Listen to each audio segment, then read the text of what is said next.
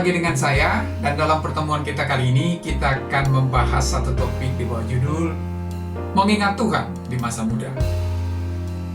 Saudara, dalam Pengkhotbah pasal 12 ayat 1 berkata, "Ingatlah akan penciptamu pada masa mudamu, sebelum tiba hari-hari yang malang dan mendekat tahun-tahun yang kau katakan, tak ada kesenangan bagiku di dalamnya."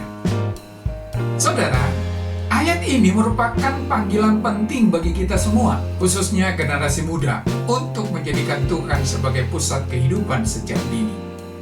Ayat ini mengingatkan kita bahwa masa muda adalah fase kehidupan yang penuh kekuatan, energi, dan peluang, tetapi sekaligus berisiko jika tidak digunakan dengan bijak. Ayat ini juga mengingatkan kita bahwa masa muda adalah fase kehidupan yang penuh kekuatan, energi, dan peluang, tetapi sekaligus berisiko jika tidak digunakan dengan bijak. Ayat ini juga berbicara tentang kenyataan hidup di mana waktu terus berjalan, dan suatu hari kita akan menghadapi tantangan, kelemahan fisik, dan keterbatasan yang datang seiring bertambahnya usia. Saudara, ada beberapa makna yang perlu kita lihat dari ayat ini dalam kehidupan sehari-hari. Pertama, mengutamakan Tuhan sejak dini.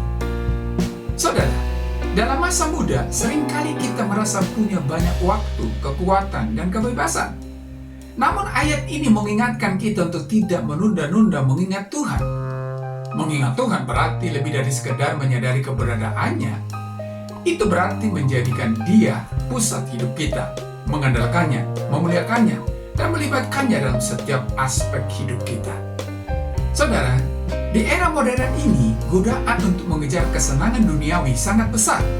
Banyak anak muda lebih memprioritaskan pencapaian karir, kesuksesan material, atau hiburan daripada hubungan dengan Tuhan.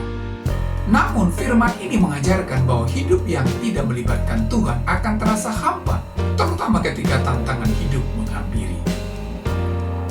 Yang kedua, masa muda adalah fase menabur. Apa yang Anda tanam di masa muda akan menentukan apa yang Anda akan tuai di masa depan. Jika Anda menggunakan masa muda Anda untuk mengenal Tuhan, bertumbuh dalam firman-Nya, dan melayani sesama, Anda sedang membangun fondasi yang kokoh untuk masa depan Anda. Sebaliknya, jika Anda menyia-nyiakan waktu dengan hal-hal yang tidak bernilai kekal, maka Anda akan menyesal di kemudian hari. Renungkanlah bagaimana Anda menggunakan waktu Anda saat ini. Apakah Anda menginvestasikan energi Anda untuk perkara-perkara yang memuliakan Tuhan, atau Anda terjebak dalam hal-hal yang fana? Yang ketiga, kesadaran akan keterbatasan waktu dan hidup. Saudara, ayat ini juga mengingatkan kita akan ketidakpastian waktu. Hari-hari yang malang atau masa tua yang sulit akan datang pada waktunya. Kita mungkin tidak lagi memiliki kekuatan, kesehatan, atau kesempatan seperti sekarang. Karena itu, penting untuk menggunakan waktu kita sebaik-baiknya. Ingatlah bahwa hidup kita hanya sementara, seperti uap yang segera lenyap. Dalam Yakobus pasal 4 ayat yang ke-14 berkata, "Hidupmu itu sama seperti uap yang sebentar saja kelihatan, lalu lenyap."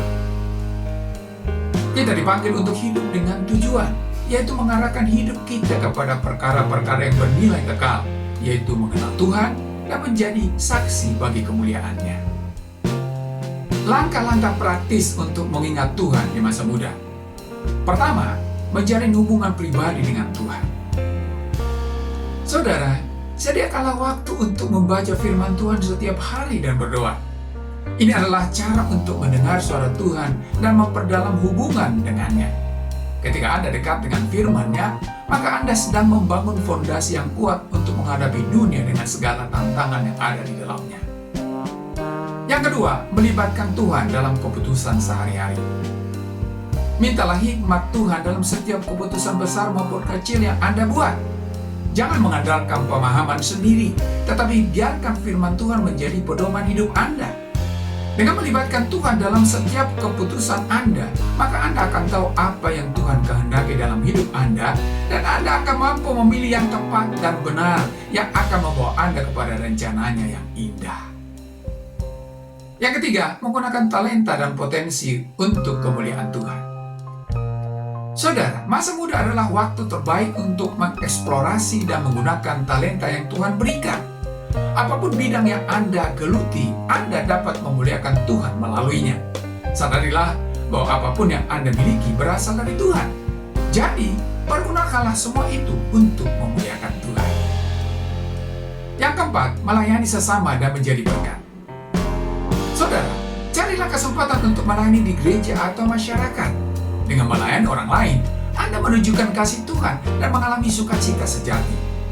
Jangan hanya memikirkan diri sendiri, tetapi pikirkan juga orang lain. Karena untuk itulah Tuhan menciptakan Anda agar Anda menjadi berkat bagi orang lain. Yang kelima, menjauhi godaan duniawi.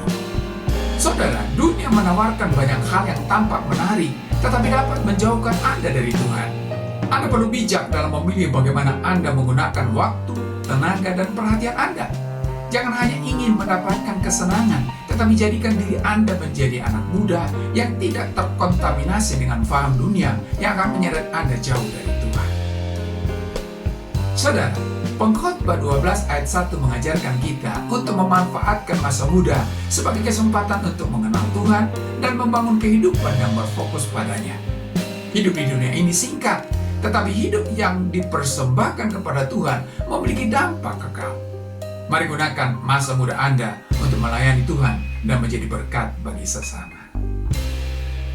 Sampai di sini pertemuan kita kali ini, dan kita akan lanjutkan di lain kesempatan. Terima kasih dan shalom.